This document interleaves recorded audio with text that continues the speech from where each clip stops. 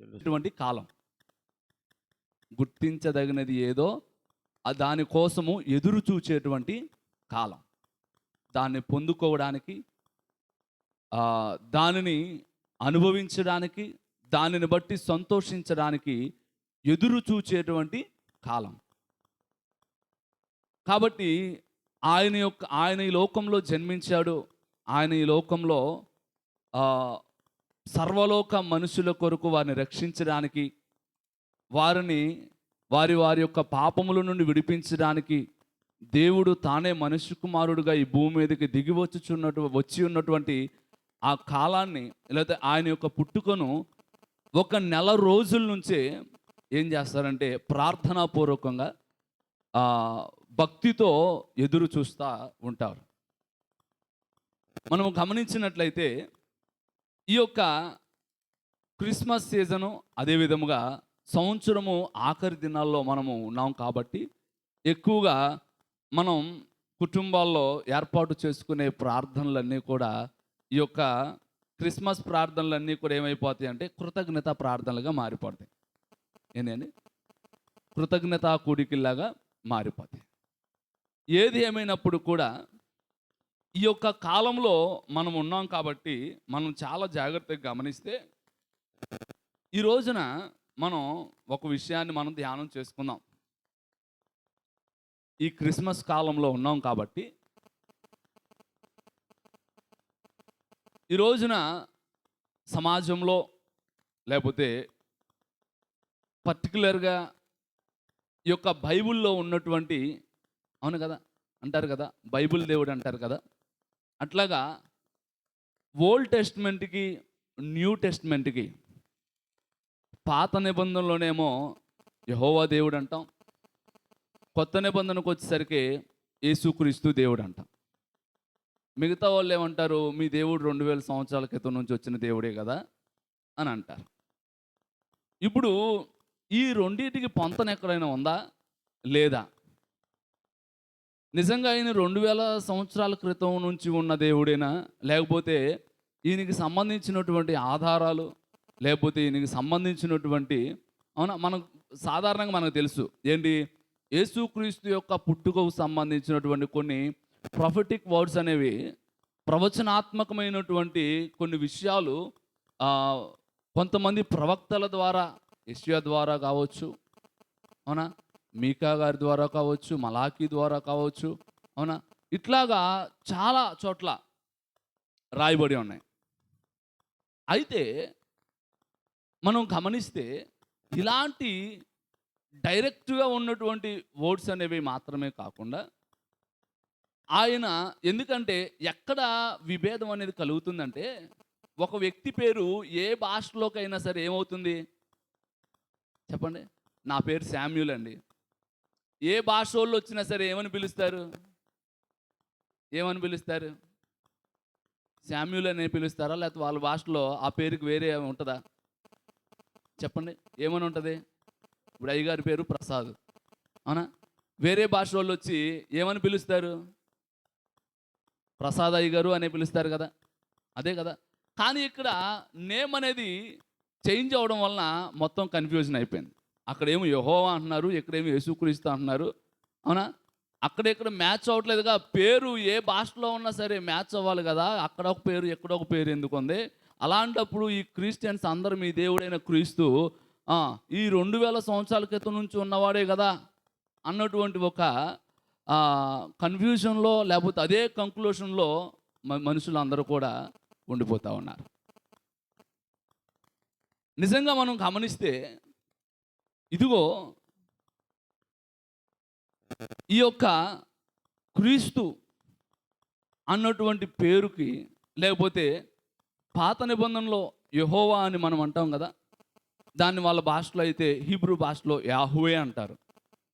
అయితే ఎందుకని ఇక్కడ తేడా వచ్చింది, దీన్ని బట్టి ఎందుకని కన్ఫ్యూజన్ అయిపోతా ఉన్నాం ఎన్ని సంవత్సరాల నుంచి అనేది కొన్ని మాటలు మనం ఈ రాత్రికాల సమయంలో ధ్యానం చేసి చివరిగా ఒక మాటతో మనం కంక్లూషన్ చేసుకుందాం. ఇప్పుడు మనం గమనిస్తే పాత నిబంధనలో దేవుడైన యెహోవాకు ఏమని చెప్తారంటే, ఇంకొక అంటే ఆయనకి చాలా పేర్లు ఉన్నాయి. ఏంటండి, చాలా పేర్లు ఉన్నాయి. ఆయన మోషేతో తనను తాను కనబరుచుకున్నప్పుడు నేనే ఏమంటారు, నేను ఉన్నవాడను అనువాడనై ఉన్నాను. మీరు వెళ్ళి అక్కడ మోషే అంటాడు, అయ్యా నిన్ను ఎవరు పంపించారు, నీతో ఎవరు మాట్లాడారని నేను ఆ ప్రజలకు అడిగినప్పుడు ఏం చెప్పాలయ్యా నేను అని అన్నప్పుడు ఆయన అంటాడు, తనను తాను ఎలాగా తెలియపరుచుకుంటాడు, నేను ఉన్నవాడను అనువాడనై ఉన్నానని చెప్పు. నేను మీ పితరుల దేవుడను, వారికి వాగ్దానము చేసిన వాడును, పితరులైన అబ్రహాము ఇస్సాకు యాకోబులతో నేను వాగ్దానము చేసిన వాడినని చెప్పి నువ్వు మాట్లాడు. నేను చెప్పిన విషయాలన్నీ కూడా వారి దగ్గర తెలియచేసి నేను ఏ విధమైన కార్యాన్ని నేను జరిగించాలని ఆశపడుతున్నానో, లేకపోతే పితరులతో వాగ్దానం చేశానో అట్టి విషయాలన్నీ జరిగించబోతున్నాను అని చెప్పి వారు బయటకు రావడానికి సిద్ధంగా ఉండనని చెప్పమని చెప్పి మోషేని పంపించాడు. సరే, ఇక్కడ మనం గమనిస్తే పర్టికులర్గా పాత నిబంధనలో కానీ కొత్త నిబంధనలో కానీ సిమిలర్గా ఒక విషయాన్ని మనం గమనిస్తాం. ఏంటంటే మెస్సయా అనేటువంటి ఒక విషయాన్ని మనం, ఒక పేరుని మనం ఎక్కువగా కోట్ చేస్తూ ఉంటాం. మెస్సయా అనేటువంటి మాటకు అర్థం ఏంటంటే ద ఎనాయింటెడ్ వన్, అంటే అభిషేకించబడినటువంటి వాడు, అభిషక్తుడైనటువంటి వాడు. ఇప్పుడు ఈ యొక్క అభిషక్తుడైన వాడు దేవుని చేత అభిషేకించబడి పంపించబడుతున్నటువంటి వాడు. మనం గమనిస్తే ఈ యొక్క అభిషేకించబడినటువంటి వాడు ఎవరు? మనం గమనిస్తే ఈ యొక్క మెస్సయా అంటే అభిషేక్తుడు లేకపోతే అభిషేకించబడిన వాడు అనే మాటకు మనం చూస్తే క్రొత్త నిబంధనలో క్రీస్తు అనే శబ్దానికి ఏమని ఉంటుందండి? క్రీస్తు అనగా ఏమని ఉంటుంది? అక్కడ పక్కన ఏమని ఉంటుంది? ఇప్పుడు కొన్ని పదాలకు ఏముంటుందంటే భాష మారినప్పుడు అర్థాలు, అవునా కదా, ఉచ్చారణ అనేది మారుతూ ఉంటుంది. ఇక్కడ సిమిలర్గా ఆ యొక్క పాత నిబంధన అంతా హీబ్రూ అరామిక్ భాషలో రాయబడి ఉంది కదా. అదేవిధంగా కొత్త నిబంధన అంతా కూడా గ్రీక్ లాంగ్వేజ్లో వాళ్ళ యొక్క భాషలో రాయబడి ఉంది. ఎందుకు? అప్పుడు ఉన్నటువంటి ఎక్కువగా విరివిగా వాడబడుతున్నటువంటి ఆ లాంగ్వేజ్లో ఆ యొక్క ప్రతులను లిఖించడం అనేది జరిగింది. అయితే ఈ యొక్క పాత నిబంధనలో రాయబడిన మెస్సియా, హీబ్రూ అరామిక్లో రాయబడిన మెస్సియా అన్న పదానికి గ్రీక్ లాంగ్వేజ్లో కొత్త నిబంధనలో రాయబడిన క్రైస్ట్, లేకపోతే అది ఏ భాషను, గ్రీకులో దాన్ని క్రిస్టోస్ అనేటువంటి పదంలో నుంచి తర్జుమా చేయబడింది. క్రైస్ట్ అనేది ఇంగ్లీష్ లాంగ్వేజ్ అయితే దాని గ్రీక్లో క్రిస్టోస్ అనగా అభిషేక్తుడు, అనాయింటెడ్ పర్సన్. అంటే అక్కడ మెస్సయా అన్న అది హిబ్రూ భాషలో, ఇక్కడ క్రిస్టోస్ అన్న దాని మీనింగ్ ఏంటంటే అభిషేక్తుడైన వాడు. ఏంటండి? అభిషేక్తుడైన వాడు. ఇక్కడ ఆ యొక్క ఉచ్చారణలో తేడా ఉంది, కానీ లిటరల్గా దాని యొక్క అర్థం వచ్చేసరికి ఏముందంటే అభిషేకించబడిన వాడు. మనుషులు అందరూ కూడా అభిషేకించబడిన వారు. ఎక్కువగా మనం చూస్తే పాత నిబంధనలో ఆ అభిషేకించబడిన వారు ఎవరు? ప్రవక్తలు, అవునా, యాజకులు, రాజులు, వీళ్ళందరూ కూడా ఏం చేయబడ్డారు? అవునా, ఒక ప్రవక్త ఇంకొక ప్రవక్తని అభిషేకించారు, ఒక ప్రవక్త ఒక రాజును అభిషేకించారు, ఒక ప్రవక్త యాజకులను అభిషేకించి వారు నిలవబెట్టారు. ఎందుకంటే దేవుని చేత వానికి నియమించబడినటువంటి పనిని జరిగించడానికి, దేవుని చేత వానికి ఏర్పాటు చేయబడినటువంటి పనిని వారు కొనసాగించడానికి వారు అభిషేకించబడ్డారు ప్రత్యేకంగా. అలాగే ఇక్కడ క్రీస్తు అనగా అభిషక్తుడు ఏం చేయబడ్డాడండి? ఆయన దే ఆయన తండ్రి అని సంబోధిస్తారు కదా. తండ్రి చేత నియమించబడిన పనిని జరిగించడానికి ఆయన పంపబడ్డాడు. దేవునికి స్తోత్రం, హల్లెలూయా. అయితే ఇదిగో అక్కడ మెస్సయా అని అన్నప్పటికీ కూడా, ఇక్కడ క్రీస్తు అని అన్నప్పటికీ కూడా రెండింటి మీనింగ్ ఏంటంటే అభిషక్తుడు. ఏంటండి? అభిషక్తుడు. అభిషక్తుడు ఎవరో? వాళ్ళు మొట్టమొదటి అభిషక్తుడు, అభిషేకించడానికి అనువైన వారు ఎవరో? దేవుడే. ఎవరండి? దేవుడే. ఆయన ఏం చేశాడు? క్రీస్తుని లోకంలోనికి పంపించాడు. ఇప్పుడు ఇక్కడే మనకి కన్ఫ్యూజన్ అవుతుంది. ఏమని? ఆ దేవుడు, ఈ దేవుడు, అవునా కదా అనేటువంటి వ్యత్యాసంలో మూడు దేవుళ్ళు అన్నట్లుగా, లేదంటే ముగ్గురులో ఎవరు దేవుడు అన్నట్టుగా అనేకమైన కన్ఫ్యూజన్లో మనుషులు అందరూ కూడా, క్రైస్తవులు అందరూ కూడా వెళ్ళిపోతూ ఉన్నారు. కానీ ఆయన ఏమంటున్నాడు? నేను త్రిత్వంలో ఏకత్వమై ఉన్నవాడను.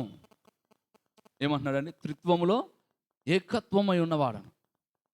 చూడండి, నిజంగా మనం గమనిస్తే ఇదిగో ఆది యందు యోహాను సువార్త 1వ అధ్యాయంలో ఏమంటాడు? 1వ అధ్యాయం 1వ వచనం నుంచి ప్రారంభిస్తాను. ఏమంటున్నాడు? ఆది యందు వాక్యం ఉండెను, వాక్యమే దేవుని వద్ద ఉండెను, ఆ వాక్యం ఏమైందంట? దేవుడే ఉండను. మనందరికి బాగా తెలిసి మాట. అంటే ఈ వాక్యమే దేవుడై ఉన్నాడు. ఈ వాక్యం ఏమైందంట? ఇదే యోహాను సువార్తలో అదే 1వ అధ్యాయంలో కింద రాస్తాడు కదా. ఏమని? ఆ వాక్యం ఏమైందంట? కింద 14వ వచనం నుంచి, కృపాసత్య సంపూర్ణుడిగా మన మధ్య నివసించెను.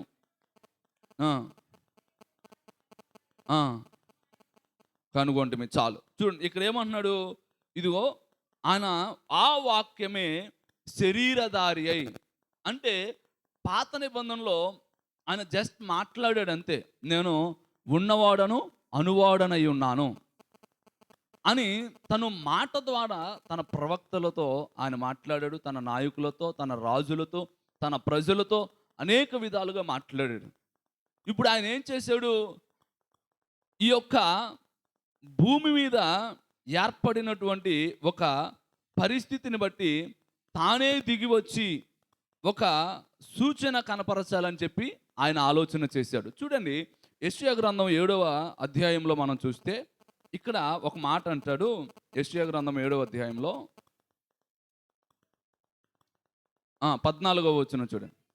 కాబట్టి ప్రభువు తానే ఒక సూచన మీకు చూపును, ఆలకించుడి.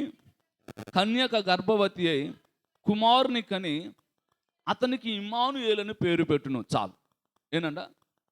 చూడండి, దేవుడు తానే ఒక సూచన ఇస్తా ఉన్నాడు.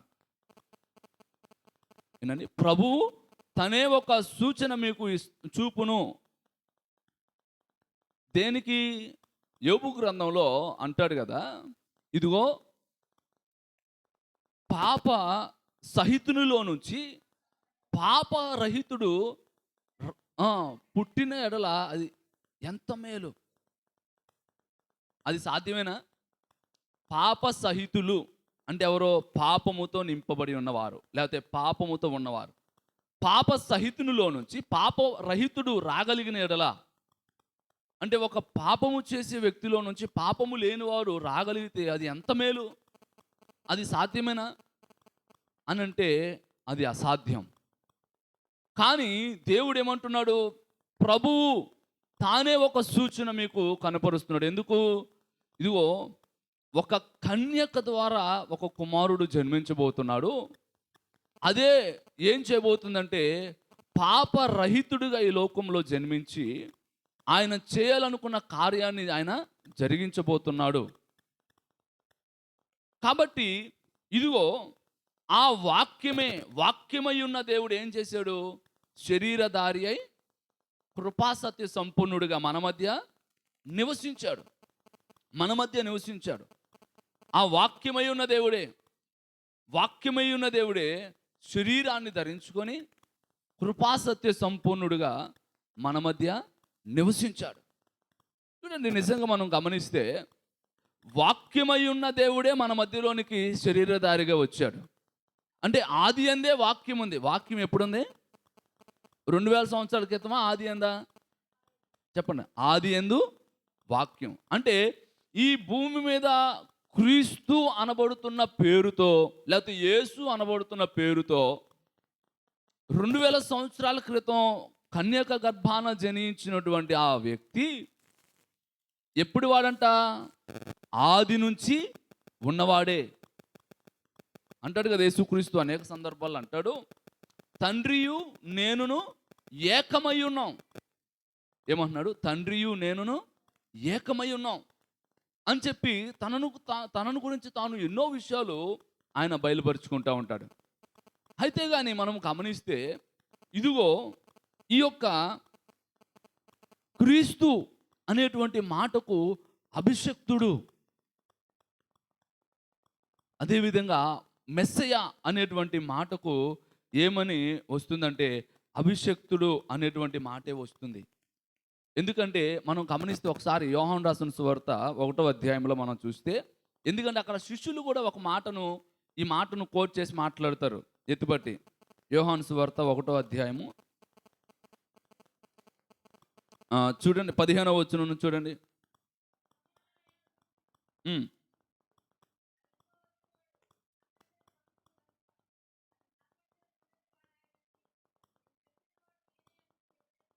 ఉమ్.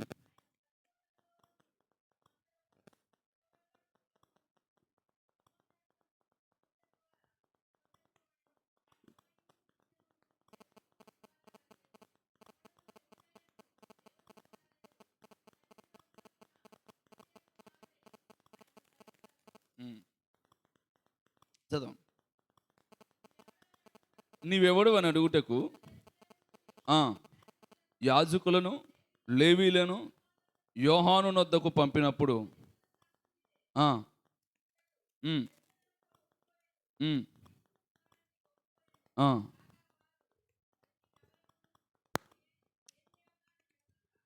చాలు. అక్కడ ఎందుకంటే మనుషుల్లో ఒక కన్ఫ్యూజన్ వచ్చింది.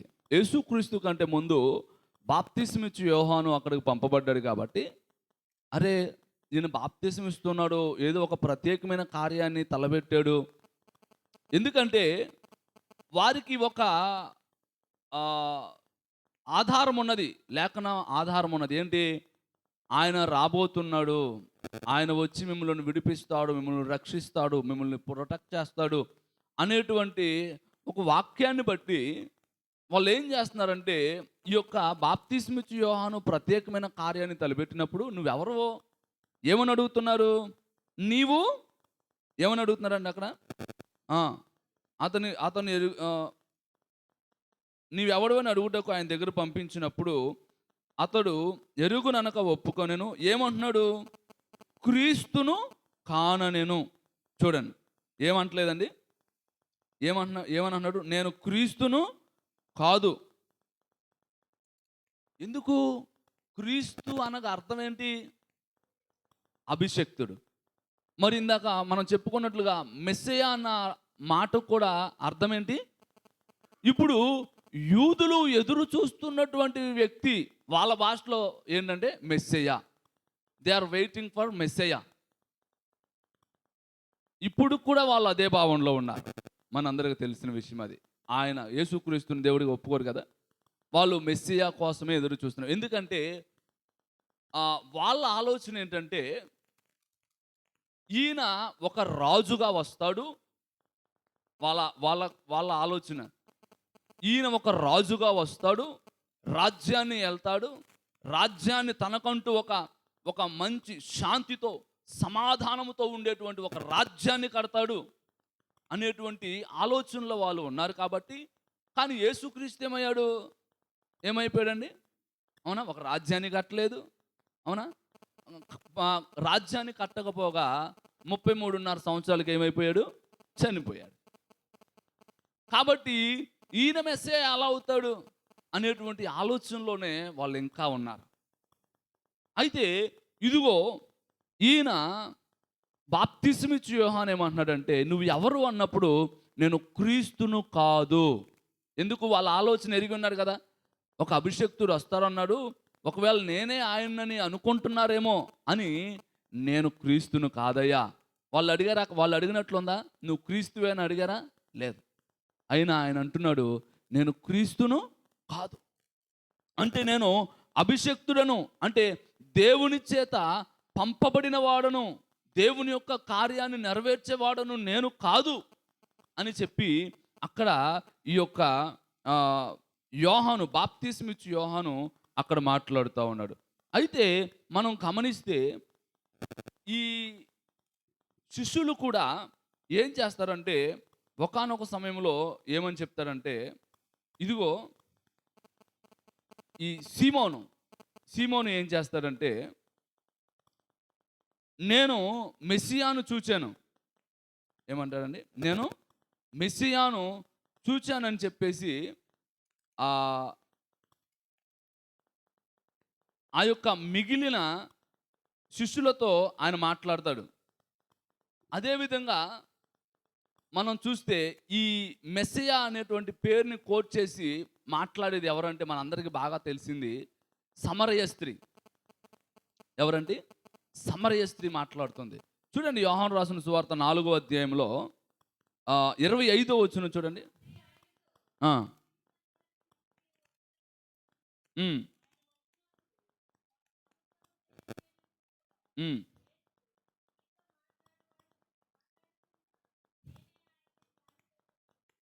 చాలని ఏమంటుంది ఆ స్త్రీ? ఏమంటుంది ఆ స్త్రీ ఆయనతో, క్రీస్తనబడిన మెస్సెయ వచ్చును అని నేను ఎరుగుదును.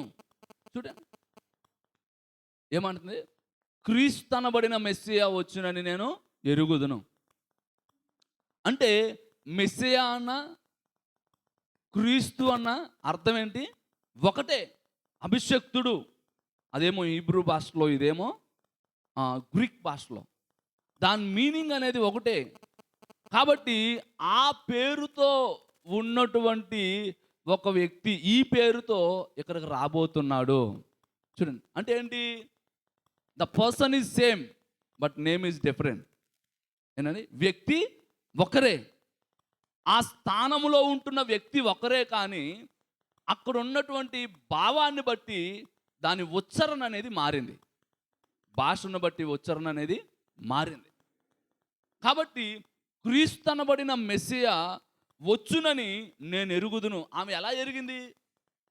పితరుల కాలంలో నుంచి ధర్మశాస్త్రంలో చెప్పబడినటువంటి మాటలను బట్టే కదా, ఆ లేఖనాలు చదవడం బట్టి, ఒకానొక సమయంలో ఇట్లా వస్తాడు, మిమ్మల్ని రక్షిస్తాడు, మీ జీవితాలు బాగు చేస్తాడు, ఒక రాజ్యాన్ని కడతాడు అని లేఖనాల్లో చెప్పిన దాన్ని బట్టి వారు ఎదురు చూస్తూ ఉన్నారు.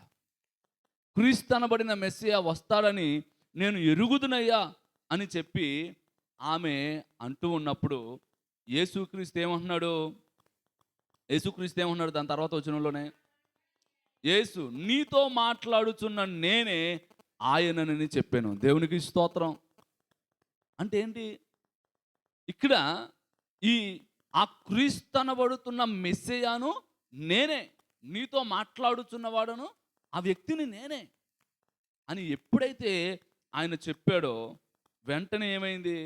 ఆమెలో ఒక తెలియని ఆందోళన, ఒక భయము, ఒక కంగారు అనేది మొదలయ్యి, అవునా?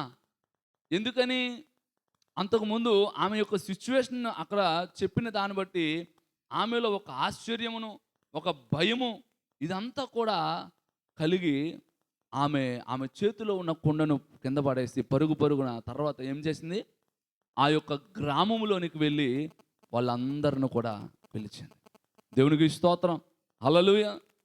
నిజంగా మనం గమనిస్తే ఇదిగో ఈ యొక్క ఆలోచన ఏంటిది? యేసు క్రీస్తు 2000 సంవత్సరాల క్రితం వాడే అన్నటువంటి భావన మనుషుల హృదయాలలో, మనుషుల ఆలోచనలో ఆ విత్తనం వేసేసి అనేక విధములుగా డైవర్ట్ చేయడానికి ప్రయత్నం జరుగుతుంది. కానీ ఇదిగో ఆయన అంటూ ఉన్నాడు, ఆ యొక్క నేనును తండ్రియు ఏకమై ఉన్నాం. ఇదిగో ఈ సృష్టి ఆరంభము నుంచే పుట్టక ముందే నేను ఉన్నవాడను అని చెప్పి ఆయన మాట్లాడతాడు. కాబట్టి ఇదిగో ఈ మెస్సయ యూదులు ఎవరి కోసమైతే ఎదురు చూస్తున్నారు అనుకుంటున్నారో ఆయన వచ్చాడు, మరణాన్ని జయించి వెళ్ళిపోయాడు. నిజంగా దేనికోసమైతే వాళ్ళు చూస్తున్నారో ఆ రాజ్యాన్ని కట్టడానికి మరలా వస్తాడు. అవునా కదా? మనం కూడా చూస్తున్నాం కదా. నిజంగా వాళ్ళు అనుకున్నదే జరిగితే మన దాకా ఆయన వచ్చేవాడు కాదు, మనం తెలుసుకునే వాళ్ళం కాదు. అవునా కదా? వాళ్ళు అనుకున్నదే జరిగి అక్కడి వరకు ఒక రాజ్యాన్ని కట్టి ప్రత్యేకంగా ఉంచుకుంటే మనము నిజదేవుణ్ణి ఎరిగే వాళ్ళం కాదు, గ్రహించే వాళ్ళం కాదు. కానీ ఇదిగో ఈ సృష్టి అంతా కూడా నిర్మించిన వాడు సజీవుడును, సర్వాంతర్యామిని, అదే విధముగా ఇదిగో ఈ యొక్క భూమిని సమస్తమును కూడా యుగయుగములు ఏలువాడునై ఉన్నటువంటి ఆ దేవుణ్ణి మనందరము కూడా పరిపూర్ణముగా తెలుసుకోవడానికి దేవుడు ఇది శ్రేష్టమైన అవకాశాన్ని మనకి ఇచ్చాడు, ఇవ్వబడింది. దేనిని బట్టి? వాక్యమై ఉన్న దేవుడు శరీరాన్ని ధరించుకొని భూమి మీదకు రావడాన్ని బట్టి. దేవునికి స్తోత్రం, హల్లెలూయా. ఇదిగో ఆయన ఎవరంటే మెస్సయ అనబడుతున్నటువంటి క్రీస్తు ఆయనే. ఆ భ్రమలో లేకపోతే ఆ కన్ఫ్యూజన్లోకి మనం వెళ్ళిపోయి అవునా ఇదేంటి అదేంటి అనేటువంటి అపోహలోనికి మనం వెళ్ళిపోవడానికి వీల్లేదు. ఇదిగో క్రీస్తు అనబడుతున్నటువంటి మాటకు అర్థం అభిషక్తుడు, ఆయనే మెస్సయ, వాక్యమై ఉన్న దేవుడు ఆయనే. కాబట్టి ఇదిగో మనం గమనిస్తే కనుక చూడండి, మత్తయి రాసిన సువార్త 16వ అధ్యాయంలో, మత్తయి సువార్త 16వ అధ్యాయం, ఒకానొక సందర్భంలో యేసుక్రీస్తు ఈ విషయాన్ని అడుగుతారు. ఆయన గురించి కొంతమంది ఈ విధంగా మాట్లాడుకుంటారు. ఈయన పలానా పలానా పలానా అనుకుంటున్నప్పుడు 16వ అధ్యాయం 14వ వచనం చూడండి.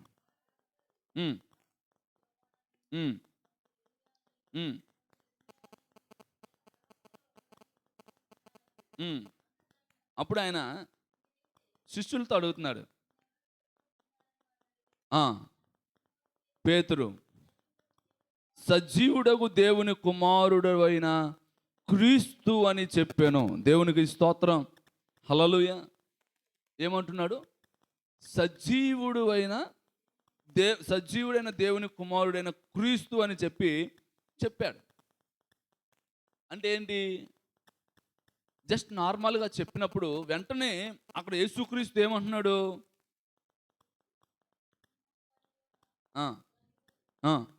పరలోకమందున్న నా తండ్రి ఈ సంగతి నీకు బయలుపరచునే కానీ నరులు నీకు బయలుపరచలేదు. చాలు. ఏం దాంట్లో ఉన్న ఆంతర్యం ఏంటి? ఆయన ఒక ఆలోచనను చెప్పాడు. ఆ మాటకు యేసుక్రీస్తు ఏమంటున్నాడు? ఇదిగో నువ్వు ధన్యుడవు, పరలోకమందున్న నా తండ్రి ఈ సంగతిని నీకు బయలుపరిచితేనే కానీ నీవు, అవునా, నరులు నీకు బయలుపరచలేదు. ఏ విషయం? సజీవుడైన దేవుని కుమారుడైన క్రీస్తు అనేటువంటి విషయాన్ని పరలోకమందున నా తండ్రి నీకు తెలియచేస్తేనే కానీ మనుషులు ఎవరు కూడా నీకు బయలుపరచలేదు. అంటే ఏంటి? ఆ క్రీస్తు ఆయనే సజీవుడైన దేవుని కుమారుడు, ఆయన ద్వారా పంపబడినవాడు. ఆ క్రీస్తు అనగా అభిషక్తుడు ఆయనే అని చెప్పినప్పుడు దేవుడు తండ్రి బయలుపరిస్తే తప్ప నరులు ఎవరు కూడా నీకు బయలుపరచలేదు అని చెప్పి మాట్లాడుతున్నాడు. అందుకనే మనము గమనిస్తే గనక ఇదిగో ఈ యొక్క విషయంలో మనం ఎప్పటికీ కూడా కన్ఫ్యూజన్ అవ్వకుండా మనం ఏం చేయాలంటే నిజమైన దేవుణ్ణి మనం వెంబడిస్తూ ఉన్నాం, ఆరాధిస్తూ ఉన్నాం. ఆయన సజీవుడైన దేవుడు, యుగయుగములు ఆయన నిలిచి ఉన్న దేవుడు అని చెప్పి మనం ఏం చేయాలా? ఆయనను విడువక ఆయనను గట్టిగా పట్టుకొని ఏ విధమైన అపోహలు లేకుండా పరిపూర్ణ హృదయముతో ఆయనను వెంబడించి ఆయనకు లోబడి అంతము వరకు కూడా మనం నమ్మకంగా బ్రతకడానికి భక్తితో మనము ప్రయత్నం చేయాలి. దేవునికి స్తోత్రం. హల్లెలూయా. నిజంగా మనం ఎందుకంటే అనేకమైనటువంటి ఆనవాలు పాత నిబంధనలో యేసుక్రీస్తు యొక్క పుట్టుక గురించి ఇవ్వబడినాయి. అయితే మనం చూస్తే గనక ఇలాంటి విషయాలన్నిటిలో కూడా మనం గమనించాల్సింది ఏంటంటే, ఈయన 2000 సంవత్సరముల క్రితం వచ్చిన వాడు కాదు, ఈయన పూర్వము నుంచి ఉన్నవాడు. ఆనాడు మోషేతో ఏ విధంగా మాట్లాడాడో, నేను ఉన్నవాడను అనువాడనని ఏ విధంగా మాట్లాడాడో ఆయనే ఆనాడు ఉన్నవాడు. ఈ రోజున మన మధ్య వాక్య రూపంలో ఉన్న దేవుడు శరీరమును ధరించుకొని మన మధ్యలోనికి వచ్చాడు. అప్పుడు వాక్య రూపంలో ఉన్న అభిషక్తుడే శరీర రూపంలోనికి మన మధ్యలోనికి వచ్చిన అభిషక్తుడు ఒక్కడే అనేటువంటి ఆలోచనతో మనము ఎలాంటి అపోహలకు పోకుండా మనము చాలా నిర్భయముగా నమ్మవచ్చు. దేవునికి స్తోత్రం. హల్లెలూయా. ఎందుకంటే మనము ఏ దినాల్లో ఉన్నామంటే అంత్య దినాలలో మనం ఉన్నాం. ఈ అంత్య దినాలలో అనేక అపోహలు, అనేకమైనటువంటి వితర్క వాదనలు, అనేకమైనటువంటి విషయాల ద్వారా, ఎందుకంటే బైబిల్లోనే చెప్పడం జ్ఞానం ఎక్కువైతేనంట ఏమవుతుంది, పుస్తకాలు అధికముగా రచించడం వల్ల జ్ఞానం అధికమవుతుంది. ఈ జ్ఞానం అధికం అవడం కూడా మనిషికి నష్టమేనంట. ఏంటండి, జ్ఞానం అధికం అవడం కూడా మనిషికి నష్టమే. ఎందుకు? ఉదాహరణకు మనం చూద్దాం.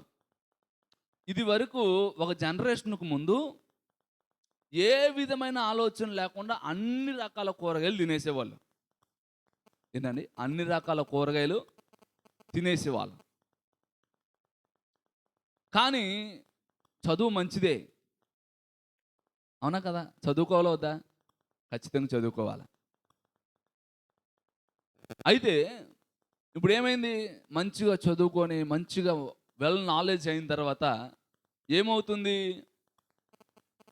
మనం తినే ఆహార పదార్థాల్లో ఏమేమి ఉంటుంది అనేది ఎక్స్పోజ్ అవుతుంది. దానివల్ల ఏమవుతుంది, అమ్మో అది తింటే గ్యాసు, ఇది తింటే గ్యాసు, అది తింటే కడుపులో నొప్పి, కడుపొబ్బరం అని చెప్పి ఈ రోజున ఏ కూరగాయలు తినాలన్నా భయపడిపోతున్నారు. ఏంటండి, ఏది తినాలన్నా భయపడిపోతున్నారు. ఎందుకు? ఈ రోజున ప్రతి ఒక్కరికి ఉన్న ప్రాబ్లమ్సే, అవునా? షుగర్లో, బీపీలు, అవునా, గ్యాస్ట్రిక్ ప్రాబ్లంలు, అవునా, ఇంకా ఇవి కామన్ అయిపోయినాయి. మనిషి యొక్క జీవితంలో ఈ సమస్యలు అనేవి కామన్ అయిపోయినాయి. ఏది తినాలన్న భయము, ఏది త్రాగాలన్న భయము, అవునా? కానీ మనం గమనిస్తే గనక ఇదిగో ఒకానొక సమయంలో అలాగ ఎందుకు తినగలిగారంటే దానికి సంబంధించిన నాలెడ్జ్ వారికి లేదు కాబట్టి, ఇది కూరగాయలు మనం తినాలి, ఎప్పుడైనా తినొచ్చు, ఎలా అయినా తినొచ్చు అనేటువంటి ఆలోచనతో తినేశారు.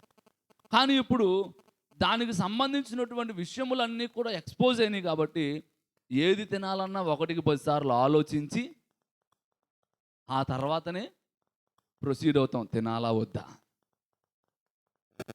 అలాగే ఈ రోజున పుస్తకపు జ్ఞానం అధికమవడం వలన మనుషులు మాట్లాడుతున్న మాటలను బట్టి నిజం అబద్ధమైపోతుంది, అబద్ధం నిజమైపోతుంది. ఏది నిజమో ఏది అబద్ధమో తెలుసుకోవడం చాలా కష్టమైపోతాం. అందుకని మనము గమనిస్తే ఇదిగో ఆయన ఏదో మొన్నటి వాడు మాత్రమే కాదు, కానీ ఆయన పూర్వము నుంచి ఉన్నవాడు. ఆయన పూర్వము నుంచి ఉన్నవాడు.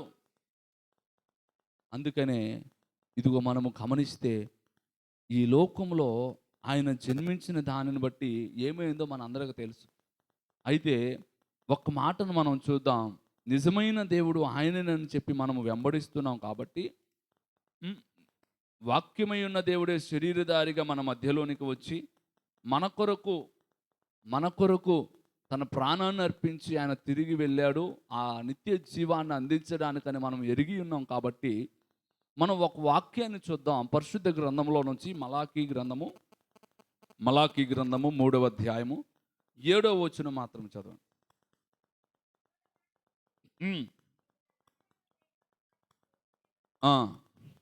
అయితే మీరు నా తట్టు తిరిగిన ఎడల నేను మీ తట్టు తిరుగుదునని సైన్యములకు అధిపతియగు యెహోవా సెలవీయగా. ఆ, చాలు, ఒక్క నిమిషం. ఏమంటున్నాడు?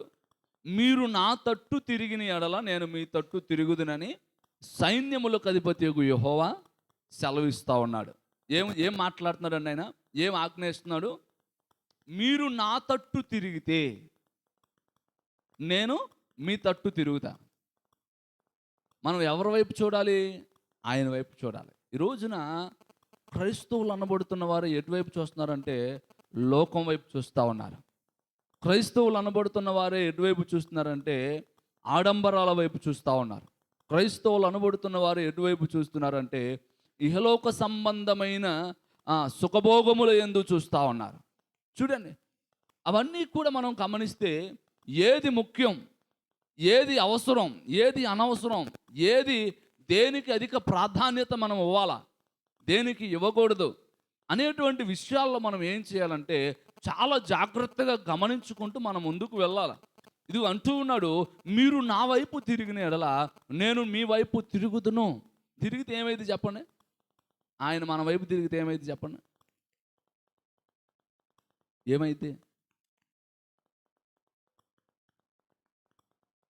చెప్పండి. ఇప్పుడు లైట్ అనేది అటువైపు తిరిగి ఉందండి, మన వైపు తిప్పుకున్నాం, ఏమైంది? ఏమైంది చెప్పండి? చీకటంతా వెలుగుగా మార్చబడింది. అవునా? మన పరిస్థితులన్నీ కూడా మారిపోతాయి, మన స్థితిగతులన్నీ కూడా మార్చబడతాయి. కాబట్టి మీరు నా వైపు తిరిగితే నేను మీ వైపు తిరుగుతా.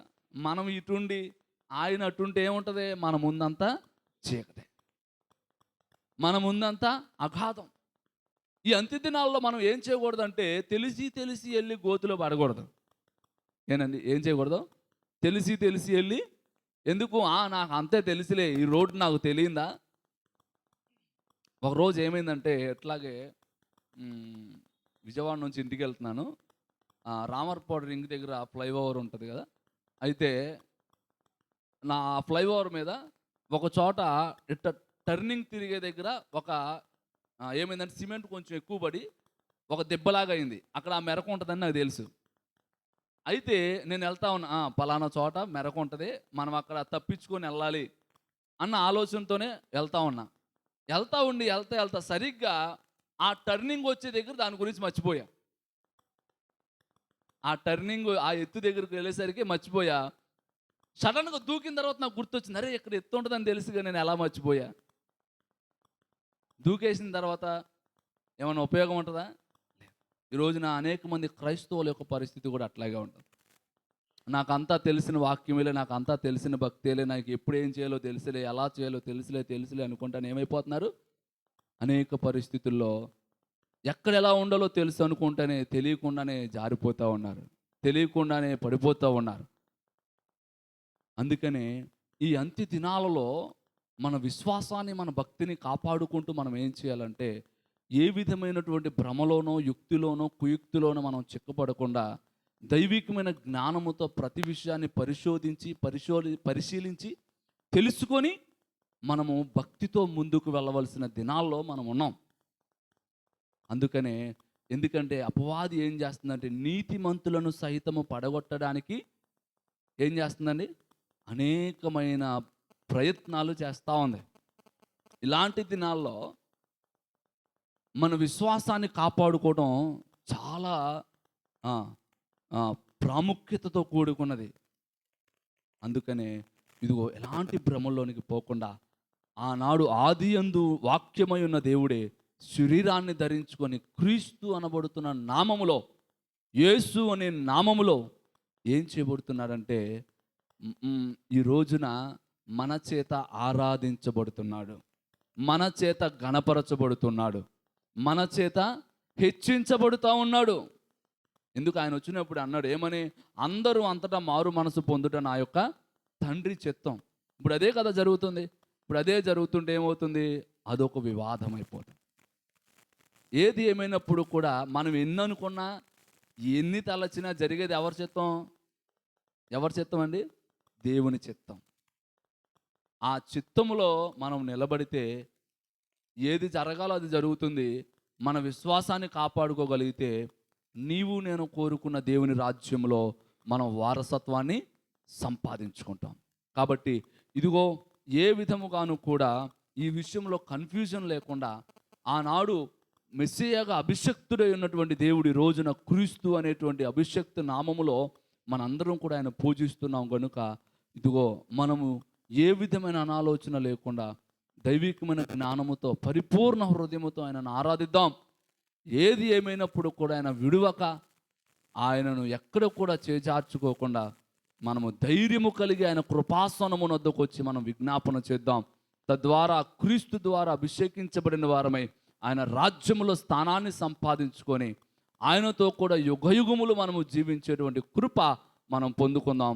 అటు విధానములో ఉండునట్లుగా దేవుడు ప్రతి ఒక్కరిని బలపరిచి నడిపించునుగాక. ఆమేన్.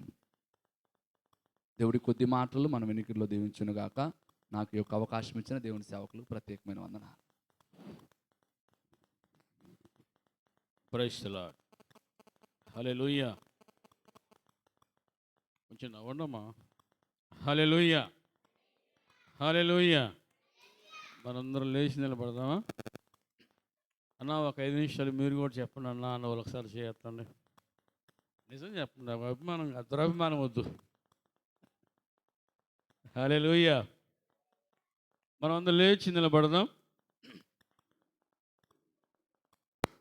ఒక చక్కటి పాట పాడుకుందాం.